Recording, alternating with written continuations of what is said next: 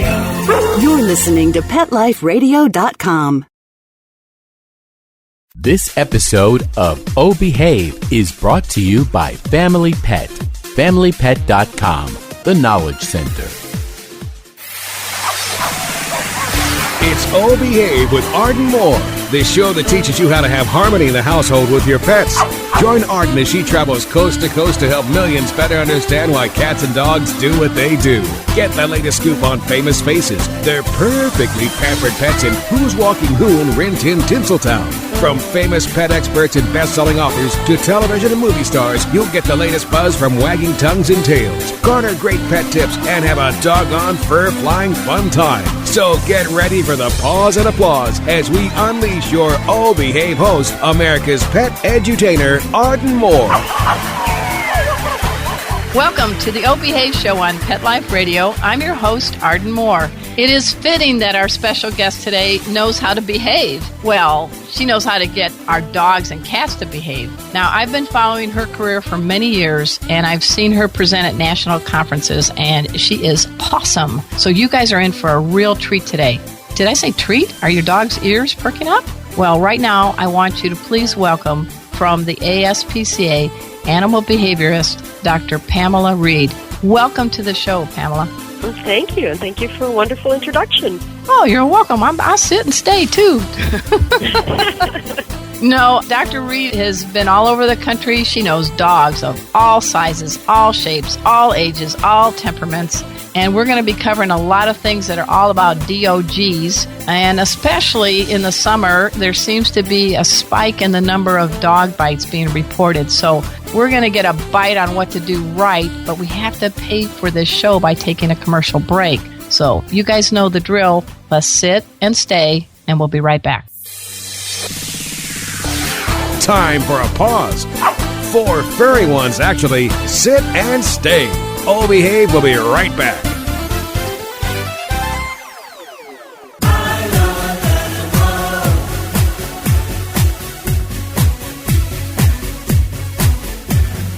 They are my friends, they are my children, they are the furry evidence. They are my family, they understand me, that's how I love my pets. I Love My Pets, the new single by Mark Winter, available on iTunes. Let's Talk Pets on PetLifeRadio.com. Oh Behave is back with more tail-wagging ways to achieve harmony in the household with your pets. Now back to your fetching host, America's pet edutainer, Arden Moore. Welcome back to the Oh Behave Show on Pet Life Radio. I'm your host, Arden Moore. I am really, really excited that we have a accomplished animal behaviorist in the house. Now, she's got a PhD, and that doesn't mean pretty happy dog. That means she got a doctorate degree. She knows things about dogs, what makes them tick, how to motivate them, and how to bring out the best in your dog and have a great relationship. I'm speaking, of course, of Dr. Pamela Reid. She is the animal behaviorist with the ASPCA, and that stands for the American Society for the Prevention of Cruelty to Animals. And just in case you guys need to be quizzed, you are a certified applied animal behaviorist. I hope I can call you Pamela. I know you've got the doctor behind you, but Dr. Reid is... You can call me Pam. All right. Thanks, Pam. There's not a lot of you certified applied animal behaviorists on the country, are there? There aren't. I haven't checked lately, but I think maybe about 40 or 50 of us, and then there's a group of veterinary behaviorists as well. And so we keep separate certifications, but we work together. Yeah, and you guys have the lucky job of sometimes handling the toughest cases. Now, in your background, you've actually evaluated some of quarterback Michael Vick's dogs, correct? I did, yes. We evaluated 49 dogs from that case. And of those dogs, a couple of them became actually therapy dogs, correct? Yes. There were some really lovely dogs in that group. There were a number of dogs that were very frightened. They hadn't been socialized, but and then there were a number that obviously had a history of fighting with other dogs. But there were a handful that were really, really super nice dogs. Well, I do have a name for pit bulls. You ready for it? Uh-oh, she's okay. like, what? Okay. I call them meaty cheeks. When you get a happy pit bull, don't you think they got the best grin in town? They have a great clown face. They just look like the happiest dog ever. Yes. Didn't they used to be nanny dogs? Weren't they a long time ago kind of the ones that people would have when they had little kids? They were considered a great family pet, yes. Okay. Well, we got to bring them back to that steed, okay? Would be great. You're not the kind of animal behaviorist that sits around shuffling papers all day either. I was looking at your background. You actually go out in the field. You've helped with hurricanes and some dogfighting groups. So give me a little background of what some of the things that you've done that really, really puts your skills to the test. Well, I have to say I probably have what I think is the most exciting job in the world because we work very closely with the ASPCA Field Investigation and Response Team, and what they do is they respond to natural disasters and to large-scale cruelty cases. And so once we get called in and we are responsible for a large number of animals, we have to set up sheltering for them, and we work with them while we have them in the shelter. We evaluate their behavior so that we can determine, what they need in terms of care while they're with us and maybe some rehabilitation if they have some behavior concerns, and then also how we can best match them with potential adopters. So, for instance, when the tornado hit Joplin, we were out there and we rescued animals that were lost, and we cared for them for a good month, and we took people around who had lost their pets to see if we had their pets there so we could reunite them. Of course, sadly, there were many that we still had left over at the end because either their owners had been killed or their owners still didn't have homes and couldn't care for them. And we held a big adoption event. We evaluated all the dogs so we could give people information right on their pens that said what they were like and help facilitate that matching process so that people could adopt the right animals for them. So that was an amazing experience, and then it's just become more amazing ever since because we've responded to floods and Hurricane Sandy, and then we also work with cruelty victims, so we evaluate dogs from puppy mills and from hoarding situations, and then the pit bulls from the dogfighting cases. Now, what's your personal critter posse? What's your pet posse? What do you have? I have 3 mixed breed dogs. I have a 6-year-old Whippet Border Collie Terrier cross. And I have an 11-year-old dog that I got from the ASPCA shelter, and she's probably a Border Collie Terrier cross. And then I have an almost 18-year-old dog who's a Border Collie Border Terrier cross. All right, let's go in age from young to old. Who's the 6-year-old? Snafu. Snafu. Okay, that's a good name. Yeah. And what about the 11-year-old? That's Fidget. Fidget? She's very fidgety. Okay. And how about the Methuselah? Is that the last one? No. Yes. The old guy is Egypt. E-E-J-I-T. Wait a minute. What is that? E-E-J-I-T. If you're familiar with Irish brogue, that's kind of slang. It's a term of endearment. Okay. Egypt. And Snafu, why the name Snafu? Because she's such a mess of breeds mixed up in there. She's got some Whippet, she's got some Staffordshire Bull Terrier, and she's oh my she's gosh! I think Dr. Marty Becker coined the phrase. She's a canine cocktail. She definitely is. Yes.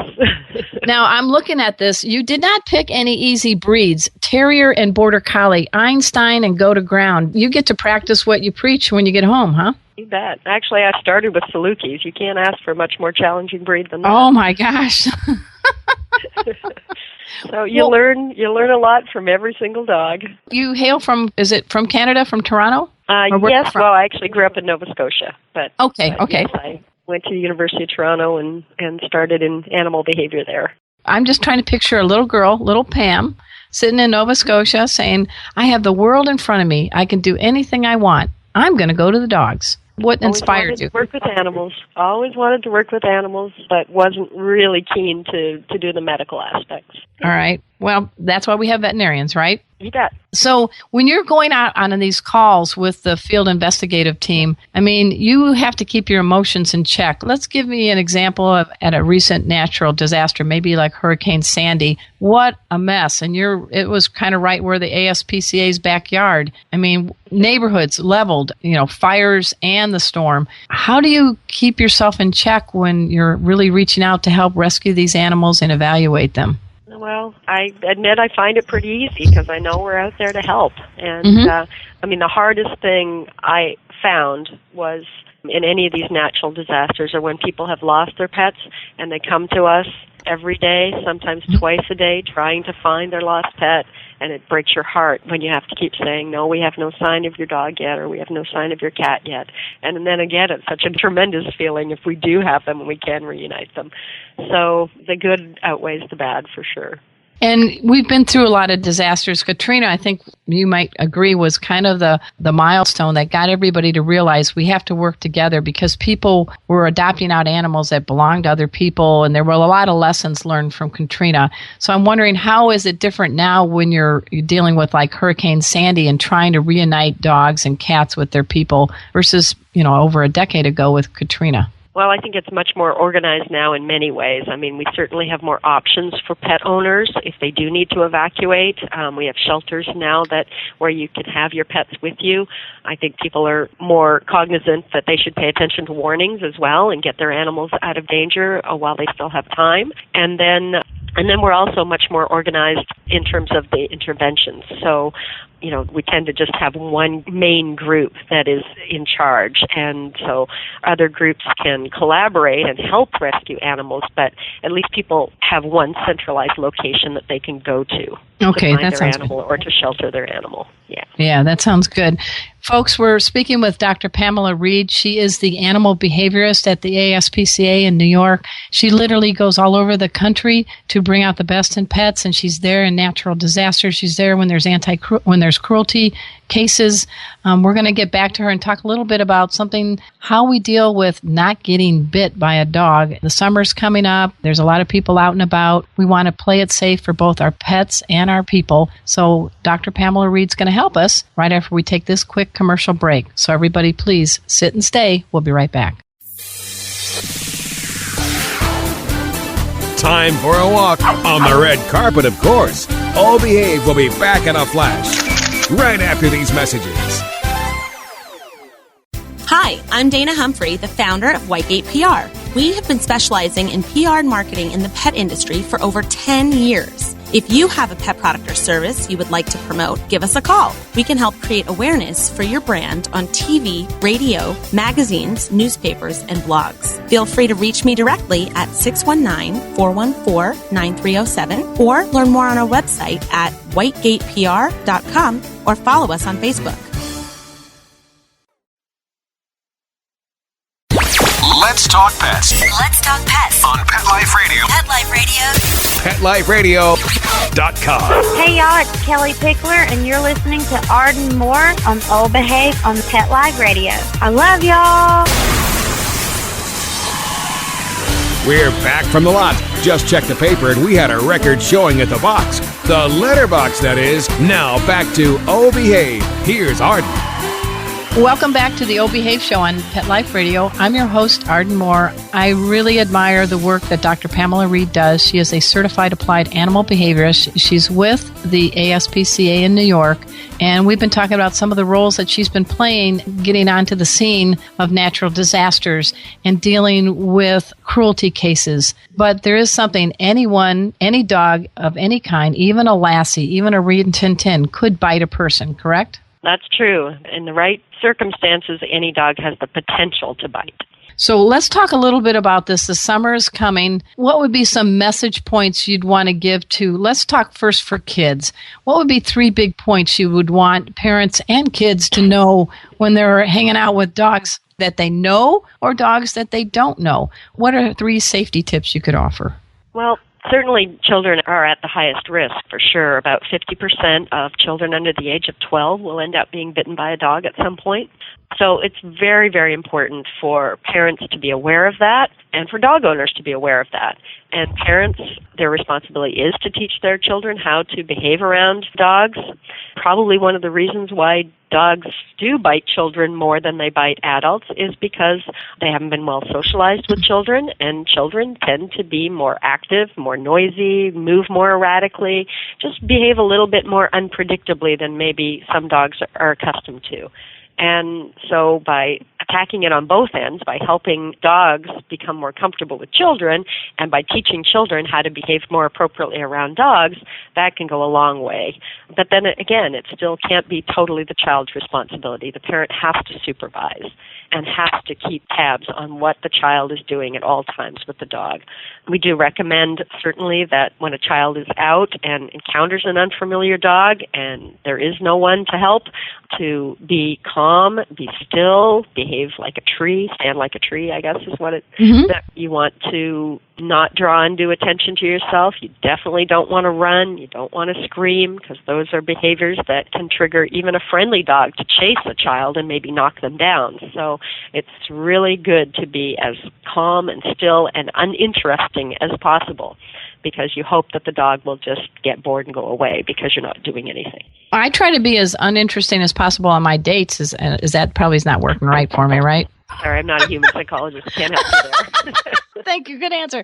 But you know what? I love the whole thing about be a tree, because I think kids can visualize that. So if you don't mind, just explain that a little bit for the people that may not know that, why it's important for parents and others to teach their children, be a tree. Well, if you're a tree, you're quiet, first of all. You're not moving. You're grounded.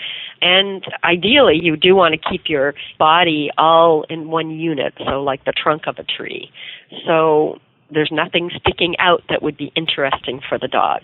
Because really, that's what the crux of the issue is. Dogs are going to be interested and possibly frightened or worried about things that move erratically, move unpredictably, move toward them if they're not comfortable with it, and things that make interesting sounds. So the less interesting you are, the better off you are with a dog that you don't know.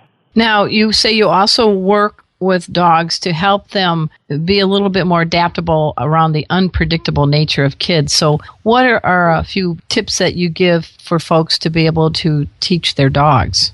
Well, certainly if you have a puppy, absolutely the most important thing to do is get that puppy socialized at a young age. Ideally, between 6 and 16 weeks of age, that puppy should get out into the community and experience all kinds of different people and children and the elderly and sights and sounds and other animals, because a puppy that has good experiences with all that range of stimuli is much more likely to grow up and mature into a calm, friendly, easygoing dog that takes everything in stride because they're used to it.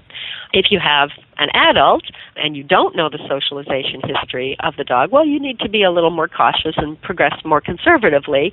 But again, getting the dog out around children, getting them comfortable with children, if they show any signs of unease, it's very important to take them out of the situation, and that's when you probably should be working with a professional, because you don't want to take the risk of having your dog bite somebody because you're trying to socialize them. You want the dog to have good experiences, and obviously we want to keep the children safe. When you talk about signs of unease, give us some specifics that people should be looking for, because dogs don't lie when they're doing their body posturing, right? They're not like these little evil... Very expressive. Yeah, so give us a few tips that we should be looking for, because we don't always pay attention to their body cues. Well, I can at least explain the primary things that we look for. If you're looking at a dog, you want to look at the whole picture of the dog, not just one part of him. So you don't want to look just at the tail. You don't want to look just at the face. You want to look at everything. And a dog that's comfortable and relaxed is going to have a balanced look to him. He's going to look natural. His tail is going to be wagging loosely, and it's going to be at the place where he would normally carry his tail. His ears are going to be relaxed. His face is going to look soft. His mouth is probably going to be a little bit open. Maybe he'll be panting a little bit. That's the picture of a relaxed, comfortable dog. Then you have dogs at the extremes. There are the dogs that try to make themselves look small. So they're going to be kind of hunkered down. Their ears are going to be sideways or back.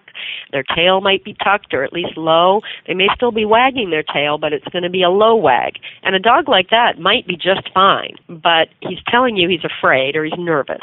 And so you want to proceed with more caution with a dog like that. And if I was trying to socialize a dog like that, and he behaved like that, I would say, I've pushed him too far. That's too much. I need to get him out of the situation. Okay. And on the other extreme, extreme, you have a dog that tries to make himself look bigger than life. He's all puffed up, he's got a very upward stance, his ears are forward, his tail might be wagging, but it would be up higher than normal, and it might be kind of stiff and rigid. And that's an indication of a dog that we would say is aroused, alert, excited, potentially assertive. And again, could be a fine, friendly dog, but he's telling you he's uneasy about something. Something's going on that's getting him riled up.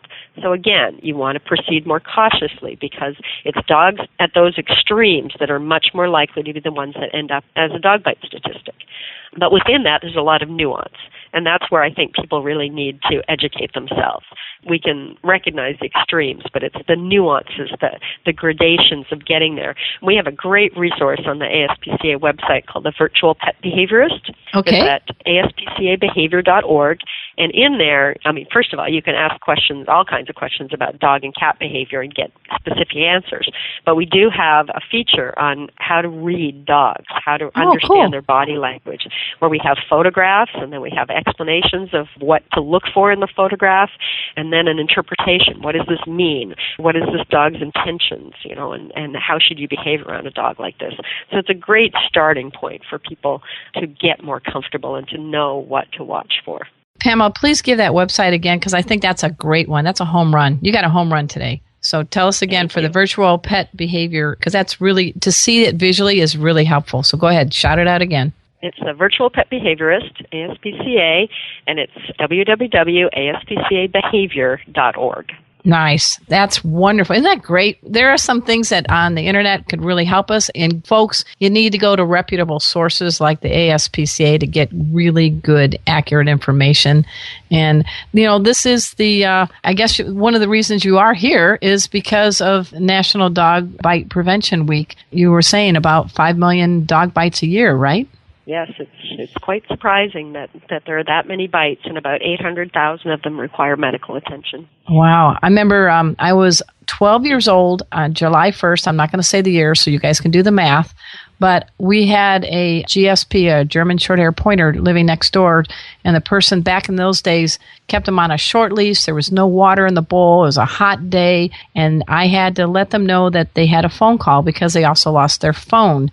I remember, Pam, I looked at Ralph. That was his name. I used to always say hi to Ralph. But on that day, we made eye contact. He's on a tight leash, no water, hot, and the guy used to beat the dog.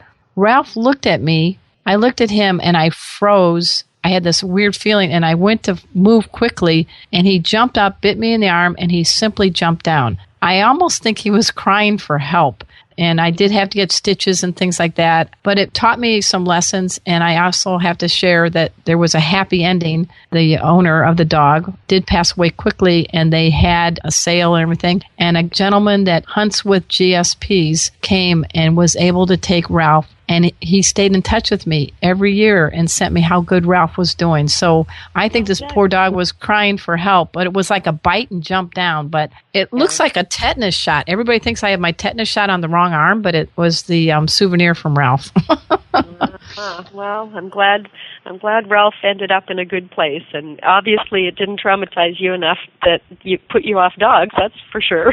No, it made me respect them even more, because I do think we have a tendency to want dogs to do what we want them to do, but we really do need to have a two-way communication, right? Absolutely. That's why trained dogs that have received obedience training, are less likely to be implicated in these dog bite statistics, because it opens up a line of communication between the dog and the owner, and the dog understands what the owner wants, and the owner is able to get to know the dog better and understand how he's feeling. And once you have that relationship, you're much more likely to watch your dog, and you're much less likely to put them in situations where you know they're not comfortable.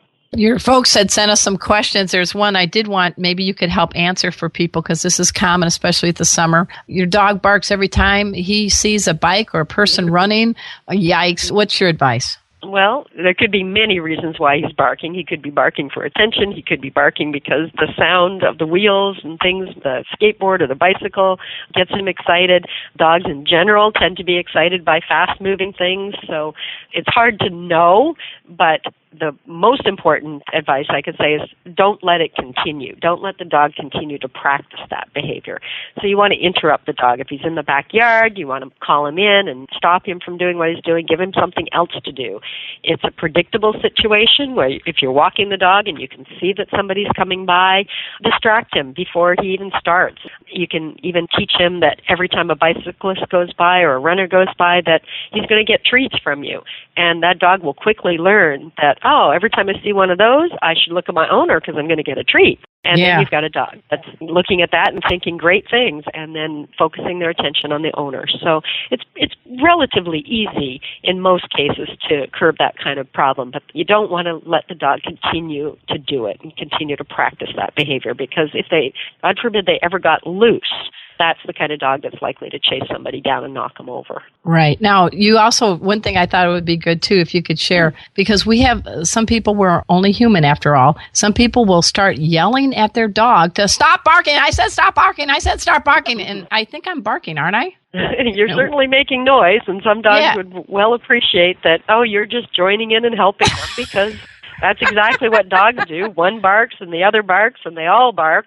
So, yes, it's much better to be calm and quiet and communicate with the dog through other means usually by treats or distractions or those kinds of things. Well, I use the hand as a stop signal for Chipper. I have a golden retriever husky, and she starts to bark at the door. I do I got it. And I have trained her where I toss her a treat and she runs and sits on the landing so I can open up the door and check it to see what's going on. I have but she's there. But it's almost like I give her permission to at least alert bark, but then we find the mute button, the canine mute button, and it seems to work. And so I teach pet first aid. I'm a master instructor. And in class, occasionally they'll be in a setting where there'll be some dogs by, and I see Chipper getting ready to bark at these other dogs, and I just hold my hand up like a stop signal, and she just instantly goes back to her bed and sits down, and everybody's like, wow, she makes me look like a genius. But it's actually from people like you that I learned, you know what, don't bark back, right? Yep.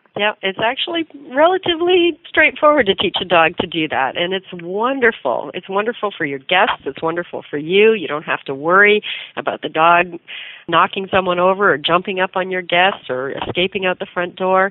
It's tremendous manners training is what it is. And the dog loves it because it means every time someone comes to the door, they get good things. That's right. Well, I look forward to seeing you at the next time I'm at a national conference and you're one of the premier speakers, because I'm in that audience saying, oh, gosh, I learned something again. And I do want people to dash over to ASPCA behavior.org for the guides on the virtual pet behaviorist. I am very honored to have you on the show. I don't gush that easily, Dr. Reid, so you should be honored that I'm gushing.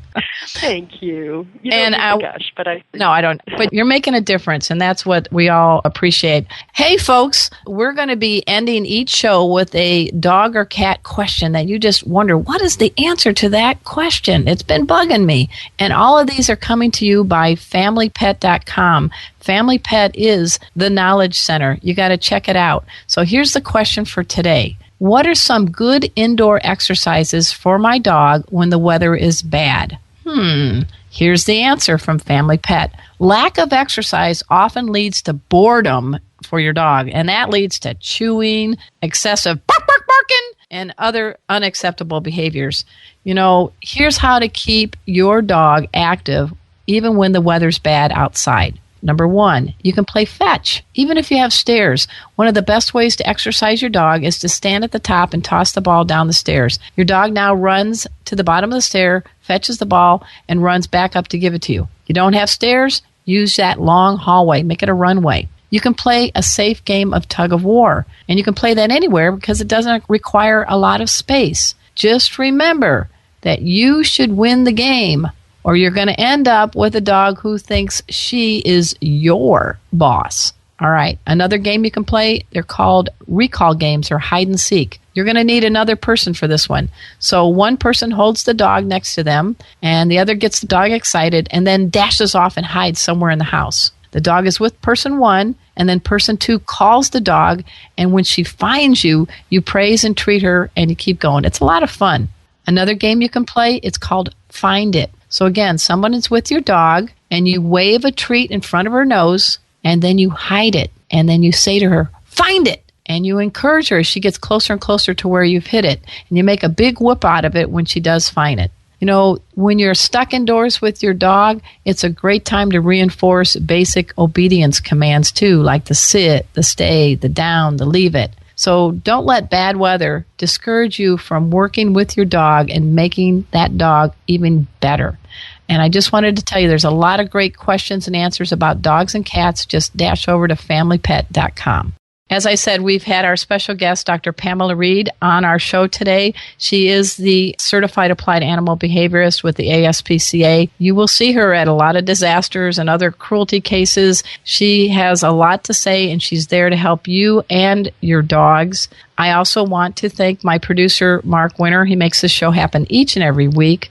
And we have a whole lineup of great hosts on the Pet Life Radio Network. We are 6 million listeners strong on Pet Life Radio. And we have on the Old Behave Show, according to the latest numbers, 800,000 listeners. So let's pump it up to 1 million. Hey, Pam, do you have a few 200,000 friends you can get our way to kind of tune into the show?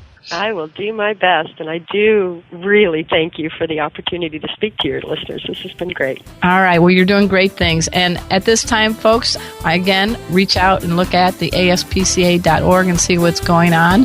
And be safe. It is National Dog Bite Prevention Week, but it's a 52-week, 365-day a year. We need to pay attention to our dogs. Don't put them in compromising situations. Work with our kids to learn how to be a tree and other safe things when they're around dogs. And we can really get down that number of 5 million dog bites a year. Let's get it down, okay, guys? So until next time, this is your flea-free host, Arden Moore, delivering just 2 words to all you 2, 3, and 4-leggers out there. Oh, behave! Coast to coast and around the world, it's Oh Behave with Arden Moore. Find out why cats and dogs do the things they do, and get the latest buzz from wagging tongues and tails in Rin Tin Tinseltown. From famous pet experts and best-selling authors to television and movie stars, you'll get great tail-wagging pet tips and have a fur-flying fun time. Oh Behave with America's pet edutainer, Arden Moore. Every week on demand, only on PetLifeRadio.com.